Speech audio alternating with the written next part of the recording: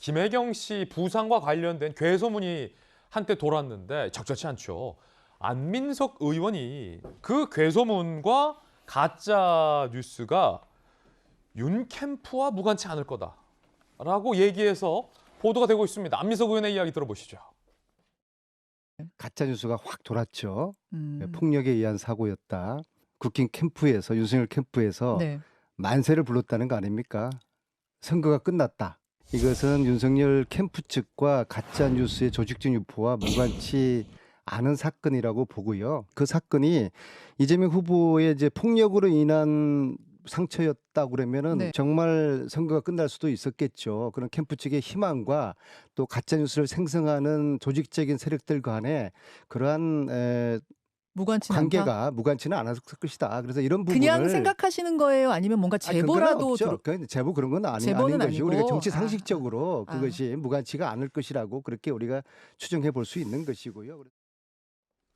안민석 의원, 이영수 의원님, 네. 이재명 후보가 김혜경 씨를 때렸다. 이 괴소문 윤석열 캠프에서 만들었습니까? 안민석 의원의 주장에 따르면 국민의힘에서 만들었습니까? 혹시 만세를 부른 적 있습니까? 말도 안 되는 얘기고 상식에도 맞지 않는 얘기고요. 특히나 저렇게 가짜 뉴스를 만들면 안 된다고 얘기하면서 본인이 저렇게 가짜 뉴스를 만든다는 것은 참 어불성설이라고 생각하고, 어떻게 저분도 국회의원이고 다선 의원이고 정치 오래 하신 분이 저런 상상을 할 수 있는지 모르겠고요. 우리 김혜경 배우자분의 쾌유를 기원합니다. 아니 그러면 전재수님 정말 이재명 캠프에서는 저 괴소문 이재명 후보가 때렸다라는 괴소문을 윤석열 후보나 국민의힘과 무관치 않다라고 의심하는 거예요? 그러니까 안민석 의원의 발언은 제가 뭐 구체적으로 듣지는 못했습니다만 조금 좀 많이 나간 것 같아요. 많이 나갔다. 많이 그렇진 나간 것 않다. 같고, 설마 그렇겠습니까? 네. 근데 다만 이제 그런 거는 있죠. 저도 이제 정치를 많이 해봤지만 이 특정 가짜 뉴스가 이게 반나절도 안 돼가지고 이렇게 모든 SNS와 문자로만 도는 거는 굉장히 이례적인 상황이었습니다. 뭐 제 핸드폰으로도 엄청나게 들어왔으니까요. 그런 측면에서 이제 일단 최초 이것을 돌린 이제 분들 두 분에 대해서는 이제 고발 조치를 했고, 그분들에 대한 조사를 해보면 이 가짜뉴스가 어떤 과정을 거쳐서 작성이 되고 유포가 됐는지는 수사 과정을 통해서 밝혀질 거라고 생각을 합니다. 좀 기다려주면 아마 나오지 않을까. 그리고 선거와 관련된 중대한 이제 그 사건이기 때문에 검찰 경찰이 하루 빨리 수사를 해서 소상하게 아마 밝힐 걸로 보여집니다. 그걸 보고서 판단해도 늦지 않다. 다만 단시간에 너무 많이 유포가 되니까 이게 조직적인 이게 뭔가 있진 않았나, 이런 의혹은 충분히 가질 수 있다고 생각을 합니다. 그렇군요. 안민석 의원이 좀 나갔다, 많이 나간 것 같다. 하지만 왜 이렇게 조직적으로 급시간에 퍼졌냐, 삽시간에 퍼지는 거 보면 조직적으로 된 거 아니냐라는 의심은 민주당 내에 있는 걸로 보이는데, 그러면 바로 이제 검찰한테 물어보면 돼요. 검찰 출신의 김광선 변호사님 나오셨는데, 김 변호사님 그 이재명 후보가 김혜경 씨 때렸다라는 괴소문 찌라시 받아보셨습니까? 받아봤죠. 이거 굉장히 빨리 삽시간에 돌았다라고 민주당 내부에서는 의심하고 있는 건데, 검찰 출신이 봤을 때는 조직적으로 누군가가 유포한 겁니까? 아니면 조직적이진 않아 보입니까? 전 제가 볼 때는 조직적이라고 보이지는 않아요. 근거는요? 네, 근거는 이제 여러 가지 있지만, 네. 왜냐면 사실은 저도 이제 방송 도중에 속보로 그게 나왔거든요. 그런데 저도 그런 생각을 한 적이 있어요. 그러니까 저게 왜냐면 처음에 낙상 사고로 인해서 병원에 응급실을 갔다 이렇게 나왔거든요. 근데 거기에 대한 자세한 설명이 없었어요. 그런데 새벽 1시 반에 낙상 사고?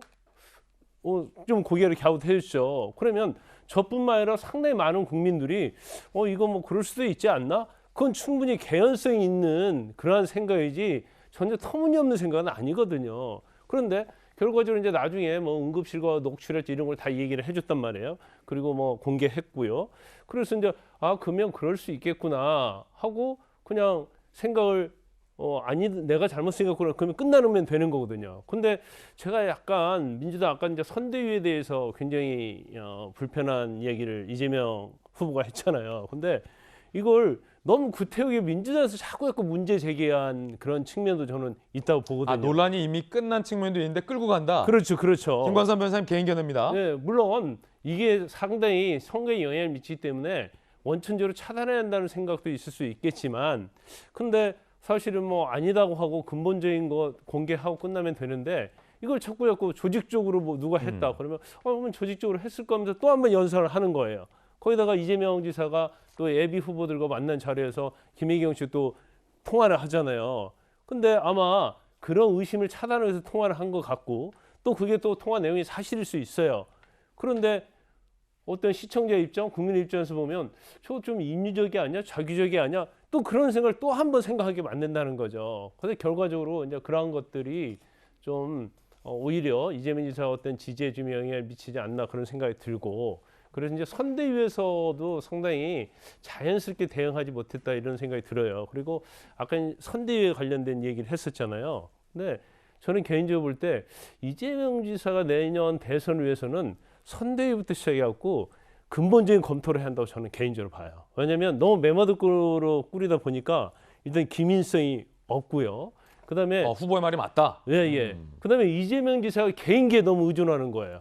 그런데 사실 대선이라는 것은 개인기만 가지고 할 수 있는 건 아니거든요. 그러면서 사실 수세에 몰리고 여론조사에서도 뭐 지지부진하니까 결국 이제 언론 탓까지 하는 그런 형세로 가는 것도 사실은 선대위에서 말려줘야 한다. 예. 오히려 선대위에서 더 거들고 있다. 이거 자체는 제가 볼 때는 지지도에는 오히려 도움이 안 될 거다 이렇게 봅니다. 그렇군요.